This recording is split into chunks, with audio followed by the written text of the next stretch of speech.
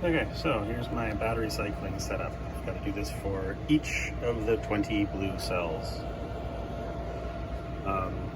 So this is connected with power and balance leads to my EVE Electric's Power Lab 6. It can handle up to 40 amps on the input, 40 amps on the output.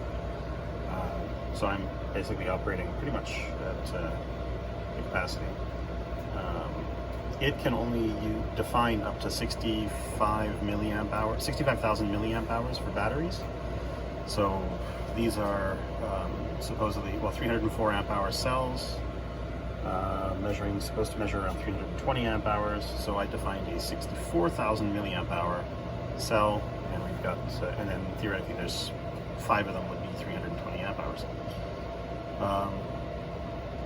So it's currently recharging. See 0.18 milliohm resistance. It's at 3.298 volts, and it's put back so far 55 amp hours after taking out 308 amp hours.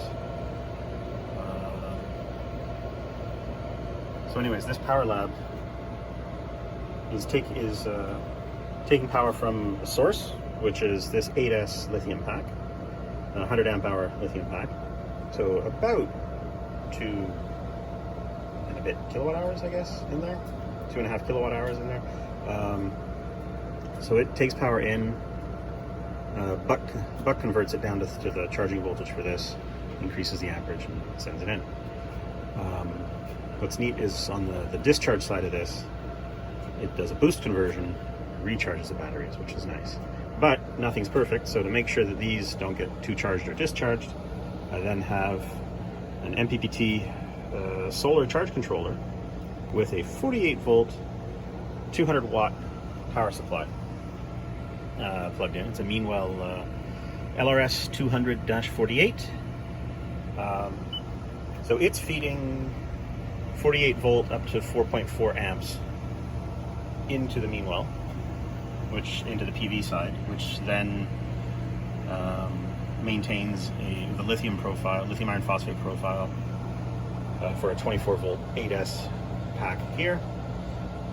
And I've got it so that it's within I tune the amperage going into this to be either within 1 amp of the current going out. So this, I think right now has a half amp drawdown net current on it. So if you put a clamp meter around these 2 wires, you'll see about 0.5 amp leaving the battery. So this should be able to run, days and days and days in that setup. And it's done an unattended. I've been watching it. It's my OCD, but it's had zero plugging, replugging, starting, or anything. I've increased or decreased the current at various stages to suit my needs. But this has been running since yesterday. It took the brand new cell, did an initial top charge up to 3.65 volt, and then did a full discharge down to 2.7 volt, and then immediately back to a full charge, which is where we're at now. So it was, I guess, about 8 hours to charge up for 200 amp hours, and then 8 hours to discharge all the way at 40 amps. And now it's doing a full recharge at 38.4 amps. So that should be about 8 hours as well to recharge it.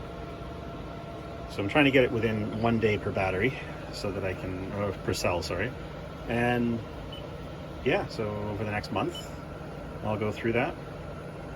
This is my old boat propulsion pack, half of it. The other half is upstairs getting cleaned up. And yeah, so there we go. I can be more power efficient once I've got enough cells. I think after I do cell number 4, I might switch to doing 2 at a time, because they all seem to require exactly 200 amp hours to go. And if I do 2 at a time, then I can do more power out of this, and I can put more power into this.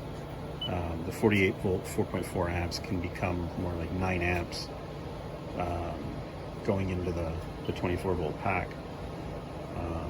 So that should let me, that should let me do easily 2 full power on 2 cells at a time. And this guy does do the balancing and everything, so it's all good.